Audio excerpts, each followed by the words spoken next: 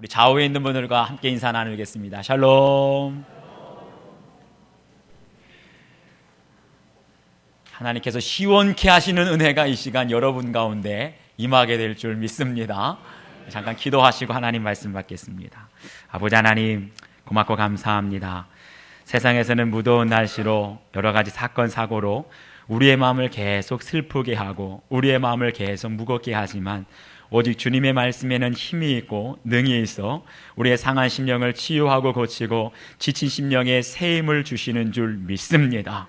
그 말씀의 생명을, 능력을 의지하며 주 앞에 나아가오니 이 시간 부족한 종이지만 성령의 능력을 덧입혀 주시어서 생명의 말씀만 선포되게 하시고 진리의 말씀만 선포되게 하시고 죽은 영혼을 살리고 병든 영혼을 고치는 능력의 말씀이 선포될 수 있도록 붙들어 주시옵소서.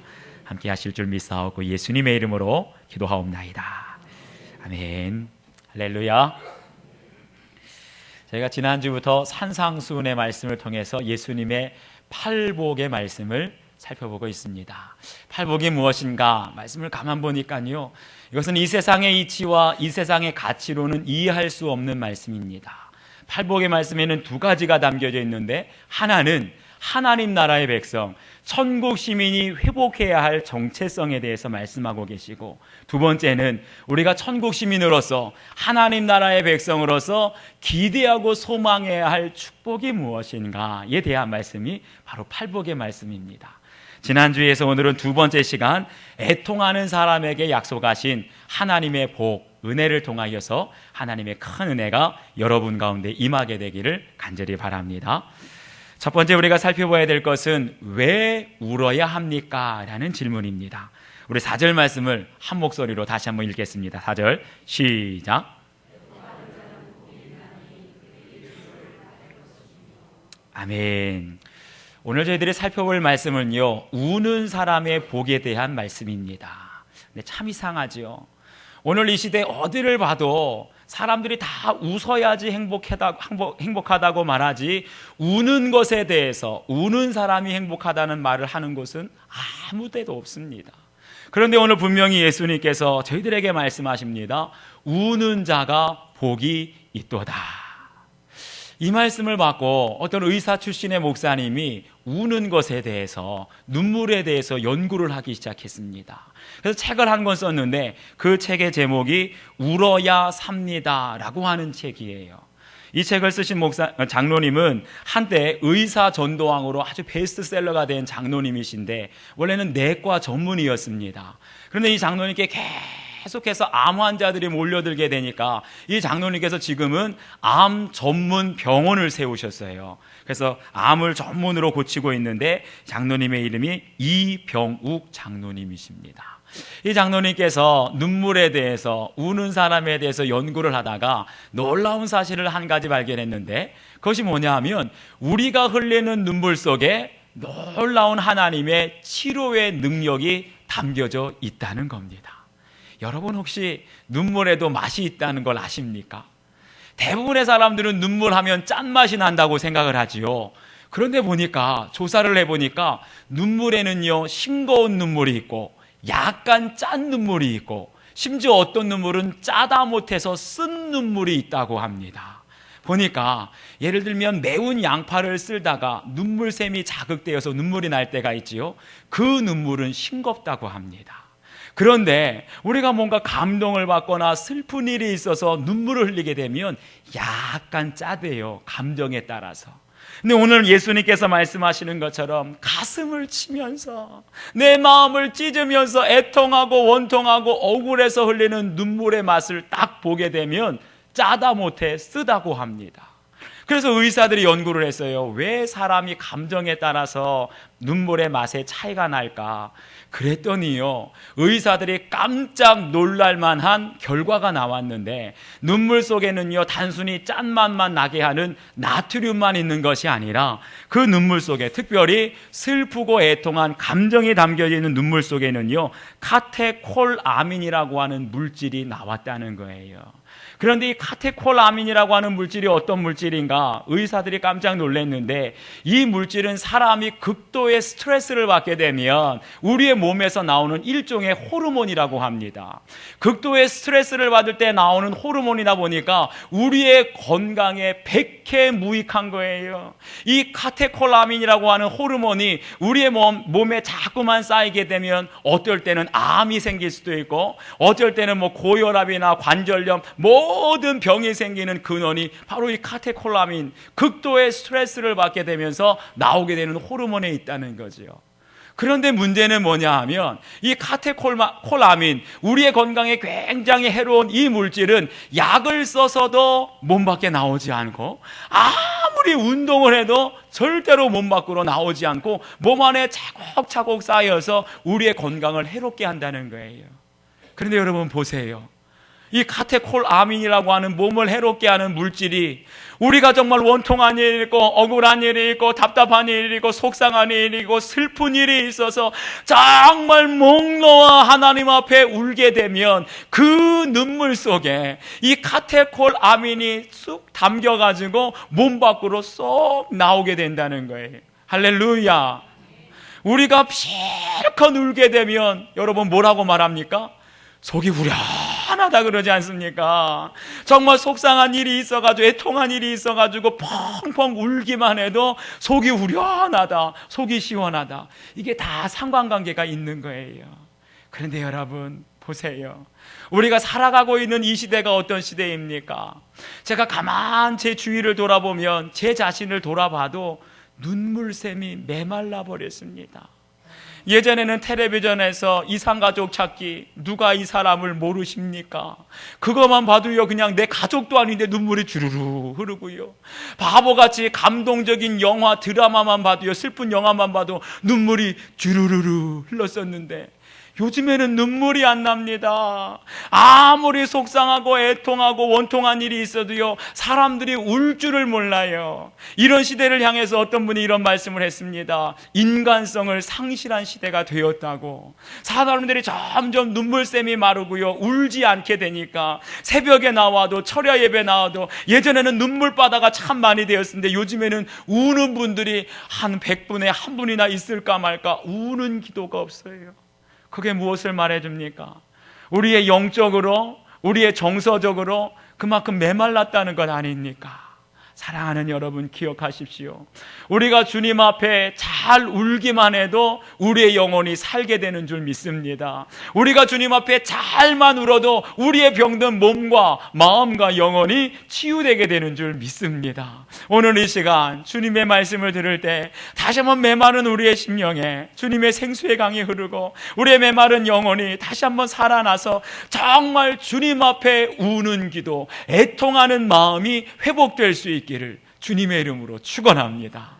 그러면 두 번째, 우리가 과연 무엇을 위해서 울어야 합니까? 라는 질문입니다. 우리 4절 말씀, 오늘 본문은 하나밖에 없으니까 한 번 더 읽도록 하겠습니다. 4절 시작.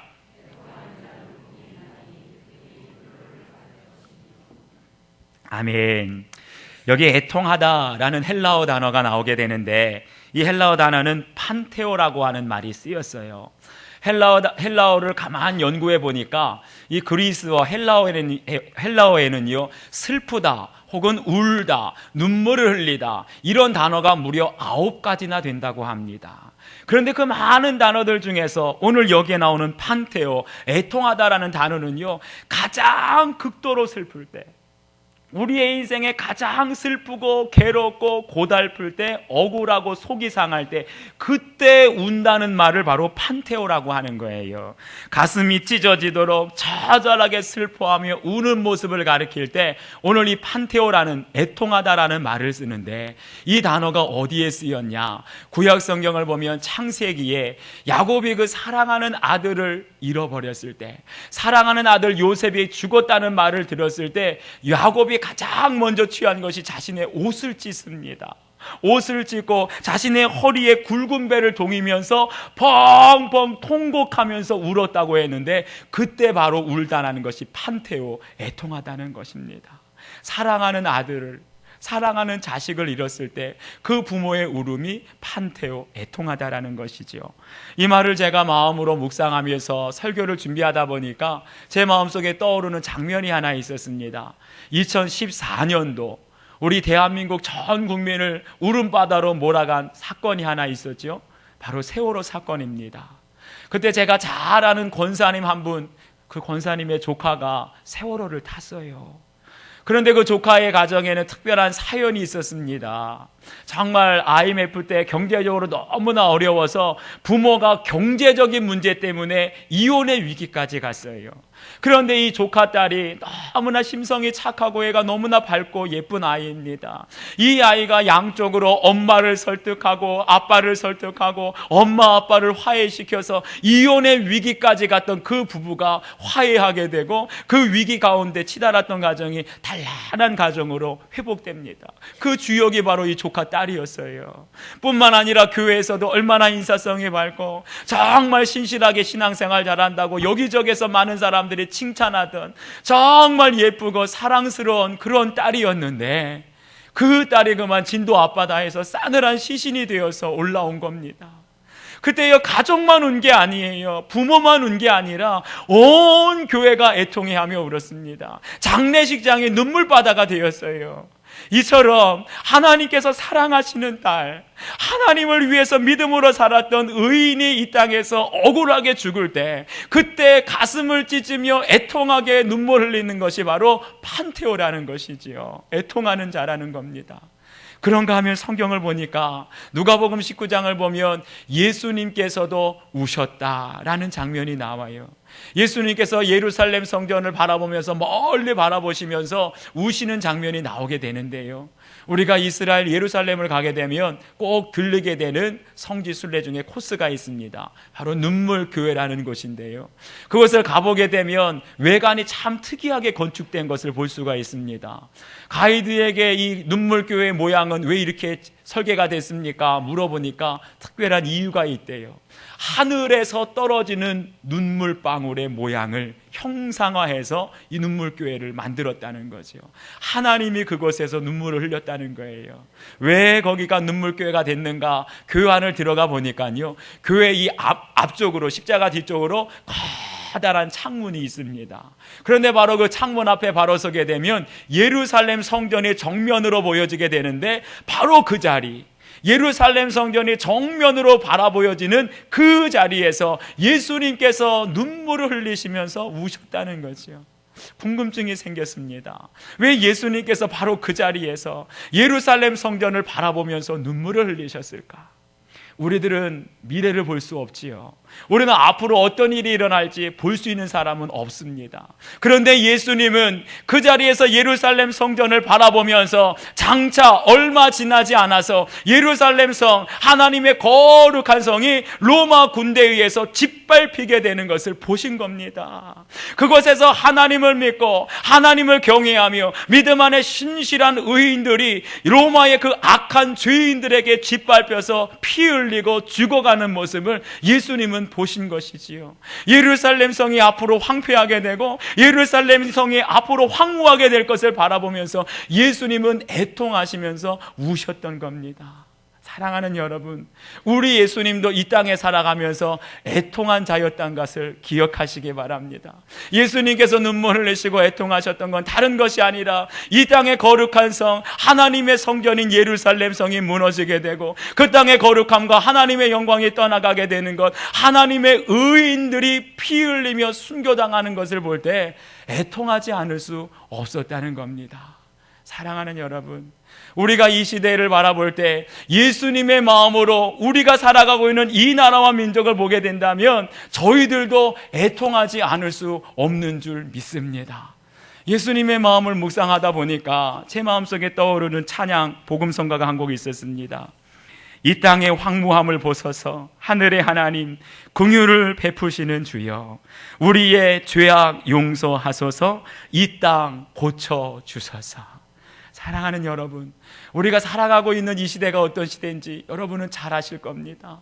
아무런 이유 없이 산에 올라갔는데 등산객에게 칼을 들이매고 돈을 뺏고 죽이는 시대가 우리가 살아가고 있는 시대입니다.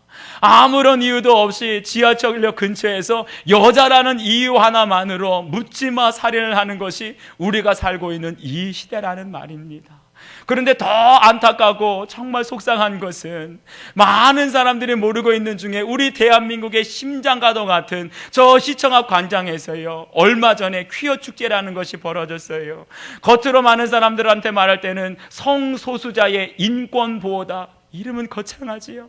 그런데 거기서 얼마나 음란한 행위들이 벌어지게 되고 정말 동성애를 조장하게 되는데 많은 사람들이 진실을 모르고 있어요. 거기에 정말 끔찍한 죄악들이 벌어지고 있는데 우리 많은 사람들이 모르고 있다는 것입니다. 제가 어떤 목사님 말씀을 들어보니까요, 지금 대한민국에 에이즈 환자가 늘어가고 있답니다. 놀랍고 충격적인 소식은 사실은 뭐냐 하면 그 에이즈 환자가 늘어가고 있는데 그것도 10대 남학생 청소년 중에 20대 초반의 남학생 중에서, 남자 청년 중에서 에이즈 환자가 늘어나고 있다는 거예요. 그 원인을 보면은요, 더 끔찍합니다. 청소년 시절에, 10대 시절에 텔레비전, 영화, 또 핸드폰의 웹툰을 통해서 동성애가 아름답다는 것만 보고요, 돈 받고 동성애자들한테 아르바이트를 하다가 평생 헤어나올 수 없는 에이즈에 걸리는 거예요. 우리의 10대, 20대 지금 청년들이요, 동성애에 물들어가고 있고요, 에이즈에 죽어가고 있고요. 지금 우리 시대가 그런 시대가 되고 있는데 많은 사람들은 진실을 모르고 그냥 동성애자 퀴어 축제 한다고만 생각하는 겁니다. 사랑하는 여러분, 우리가 이런 현실을 바라볼 때 우리 한국교회가 울어야 될 때인 줄 믿습니다. 지금 가만 앉아 있을 때가 아니고요, 우리의 미래가 병들어가고 있고요, 우리의 미래와 같은 청소년 청년들이 죽어가고 있는데 그들을 위해서 우리가 현실을 바라보게 된다면 이 땅의 황무함을 바라볼 때 우리가 예수님의 마음으로 울부짖으며 애통하며 기도해야 할 줄 믿습니다. 예수님께서 예루살렘 성전 바라보면서 지금은 그렇게 보여지지 않지만 앞으로 이 땅이 로마군인들, 이방인들에 의해서 짓밟히게 되고 의인들이 죽게 될 것을 보면서 눈물을 흘리셨던 것처럼 여러분들에게도 예수님의 마음이, 예수님의 눈물이 회복될 수 있기를 바랍니다. 이 나라와 민족, 하나님의 몸된 교회, 거룩한 교회에 하나님의 영광이 회복될 수 있도록 우리가 기도하게 될 때 하나님께서 우리 교회를, 그리고 한국교회를, 우리의 미래를 불쌍히 여겨주실 줄 믿습니다. 마지막 세 번째는요, 이렇게 애통하는 자에게 주시는 하나님의 축복이 있습니다. 그것은 바로 하나님의 위로입니다. 우리 4절 말씀을 마지막으로 한 번만 더 읽겠습니다. 4절 시작.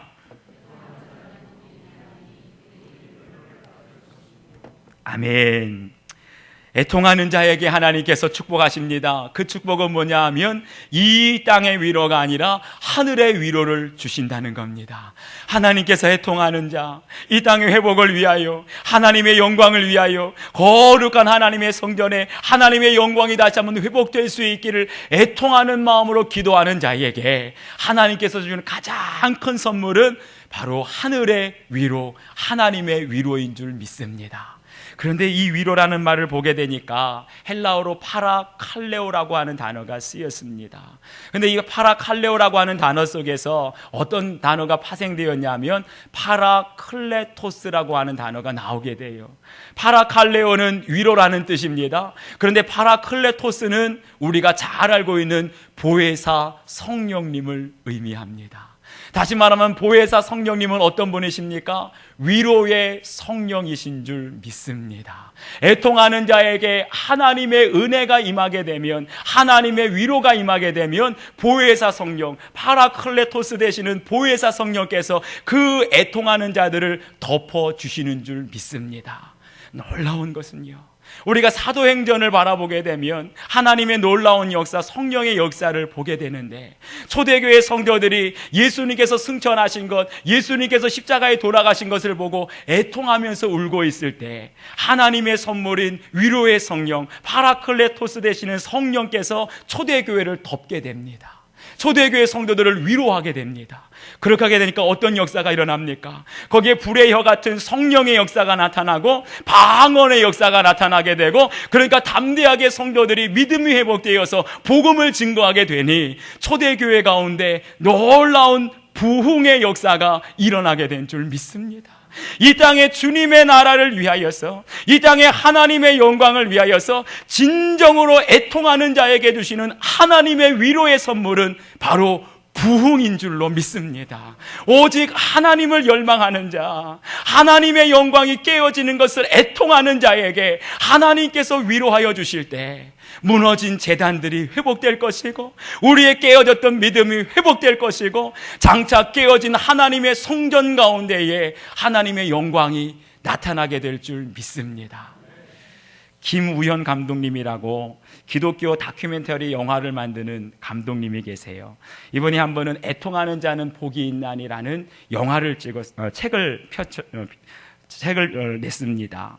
그런데 그 책을 보니까 평양에 과학기술대학을 짓게 되는 그 과정을 담은 내용이 담겨 있었어요. 한 번은 평양에 과학기술대학을 지으려고 땅을 파게 되는데 그 땅 속에서 낯선 종탑이 나왔습니다. 과연 이 종탑이 무슨 종탑일까 수소문을 하고 연구를 해보니까 그 종탑은 다름 아닌 1866년도에 대동강을 따라서 평양에 복음을 전하기 위해서 왔던 토마스 선교사가 순교한 그곳에 세워진 교회, 토마스 기념교회의 종탑이었다는 거예요. 사실은 많은 한국교회와 믿음의 성도들이 평양에 과기대를 세울 때 그냥 학교를 세운 것이 아니었습니다. 이 평양 과학기술대학을 통하여 동방의 예루살렘 같은 평양을 회복시켜 주시옵소서. 지금은 영적으로 죽어 있고 지금은 영적으로 어두운 땅이 되어버린 저 평양에 이 평양 과학기술대학을 통하여 다시 한번 부흥의 불길이 타오르게 하여 주시옵소서. 그런 염원을 담아서 평양 과기대를 세웠는데 그 터가 어떤 터였다고요? 아무도 몰랐습니다. 아무도 모르고 그 땅을 봤는데 그 땅이 130년 전에 그 땅에 복음을 들고 왔던 영국에서 배를 타고 건너온 영국 청년 토마스 선교사가 피를 뿌리며 죽어간 거룩한 터전이었다는 겁니다. 130년 전에 그 배가 안에 그 영국 청년이 와서 27살 꽃다운 나이에 아무도 전도를 못했어요. 한 사람도 만나지를 못했어요. 배에서 성경책 나눠주다가 거기서 붙잡혀서 현장에서 목베임 당하고 피 흘리면서 죽었습니다. 아마도 130년 전에 그 토마스 선교사를 아는 가족들과 모두 후원하는 교회 교인들은 이해할 수 없었을 것입니다. 왜 젊은 나이에 우리가 알지 못하는 저 어두운 땅 조선 땅에 가서 하나님을 위해서 복음을 전하러 갔는데 단 한 사람의 열매도 없이 꽃다운 나이에 청년이 죽어갔는지 아무도 이해할 수 없었을 거예요. 그런데 하나님께서는 130년이 지난 지금에 와서야 그 이유를 저희들에게 밝히 깨닫게 해주셨습니다. 아무런 이유도 없이 27살 꽃다운 나이에 토마스 선교사가 죽은 것이 아닙니다. 그는 그 땅에 애통의 눈물을 뿌리고 그는 그 땅에 순교의 피를 뿌렸는데 130년이 지나서 평양 땅을 다시 살리기 위한, 평양 땅에 다시 복음으로 부흥시키기 위한 과학기술대학이 바로 토마스 선교사가 순교한 그 자리에 세워지게 된 줄 믿습니다. 이것이 하나님의 역사고 이것이 애통한 자에게 주시는 하나님의 위로인 줄 믿습니다. 사랑하는 여러분, 여러분들의 가족을 위해서, 여러분들의 자녀들을 위해서 눈물을 흘리며 애통하는 분들 계십니까? 하나님께서 그 눈물을 눈물병에 담아주시는 줄 믿습니다.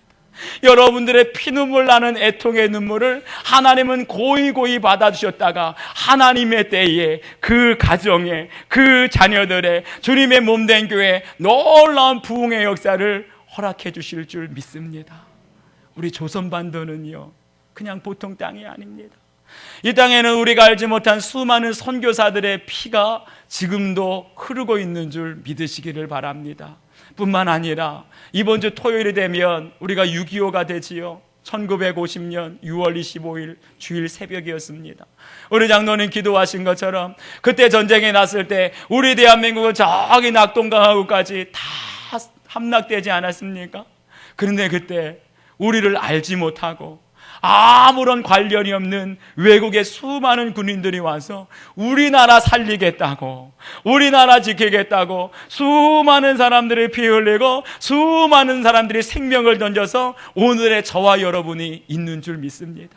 뿐만 아니고요, 우리가 살고 있는 이 땅에는요, 어른들의 무지한 잘못과 어른들의 죄 때문에 정말 꽃다운 17세, 18세의 청소년들이 인생의 꽃도 피우지 못하고 저 진도바다에 수장되어서 그들의 애통의 눈물이 아직도 이 나라 이 민족 곳곳에 적셔 있는 줄 여러분들 깨달으시기를 바랍니다.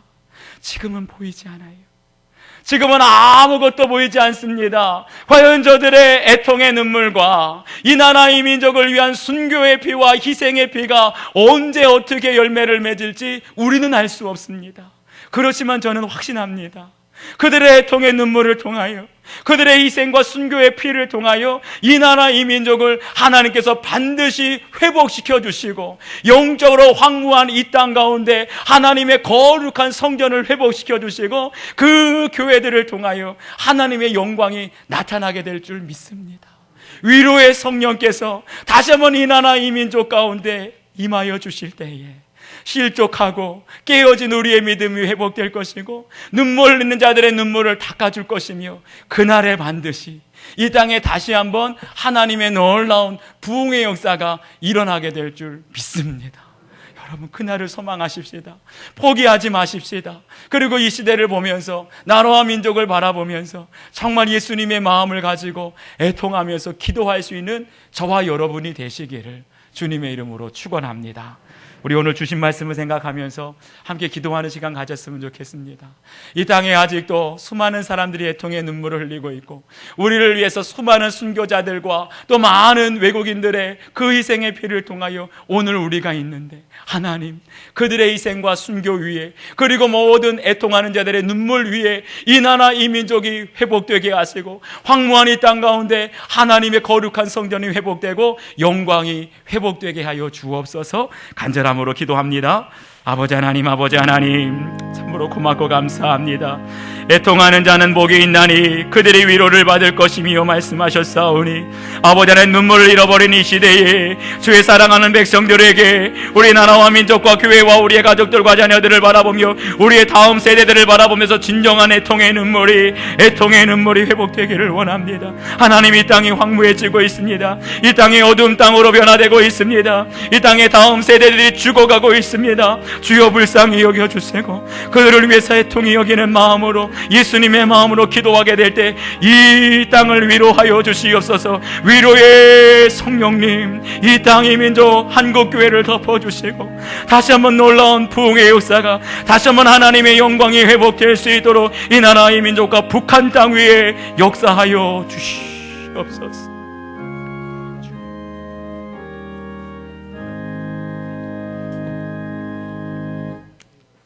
애통하는 자는 복이 있나니 그들이 위로를 받을 것이며, 우리에게 말씀하시는 주님, 저에게 다시 한번 잃어버린 눈물을 회복하기를 원합니다. 잃어버린 예수 그리스도의 애통하는 마음을 회복하기를 원합니다. 우리의 새벽 제단에 눈물의 기도가 회복되게 하시고, 우리 금요철야 기도의 눈물의 기도가 회복되게 하시고, 우리의 각 가정마다 눈물의 기도가 회복되게 하셔서 이 나라 이 민족 황무한 이 땅을 바라보며 하나님의 영광이 떠나버린 한국교회를 바라보며 예수님의 마음으로 애통하며 눈물로 기도할 수 있는 주의 백성들이 되게 하여 주옵소서. 그럴 때 위로의 성령께서 이 나라와 이 민족을 덮어주실 때 우리 대한민국의 교회들이 회복되게 하시고 거룩한 하나님의 성전으로서 영광이 회복되게 하시며, 죽어가는 북한 땅 어둠의 땅에 하나님의 빛이 비추사 무너져 내린 제단이 회복되고 부흥의 불길이 타오를 수 있도록 역사하여 주시옵소서. 감사하며 예수님의 이름으로 기도하옵나이다. 아멘.